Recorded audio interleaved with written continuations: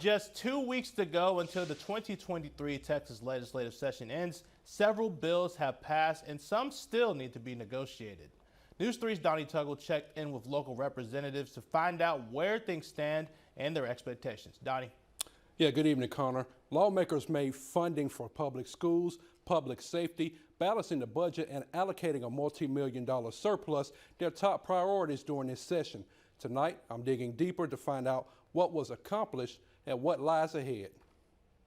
Let's start with funding for schools. The fate of a bill allowing parents to use state funds for private schools remains uncertain. While a revised version is under consideration, Governor Abbott has expressed his intention to veto the bill. He has also threatened to convene special sessions if legislators fail to expand the scope of school choice this month.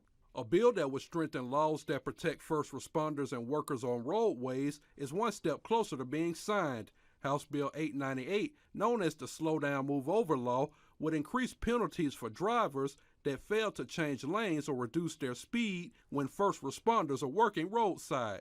And the Texas Senate approved a $308 billion spending proposal for the next 2 years, encompassing funding for mental health services, juvenile justice, property tax cuts, community colleges, and pay raises for teachers and state employees.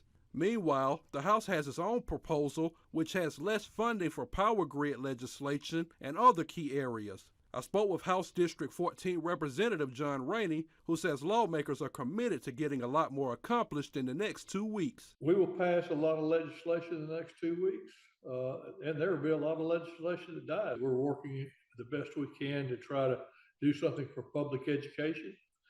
We want to increase the teachers' pay. We want to help fund or give some extra money to the retired teachers who haven't had a pay raise in many, many years. Regular session ends May 29th. In studio, Donnie Tuggle, News 3. All right, Donnie, thank you so much for that update. One bill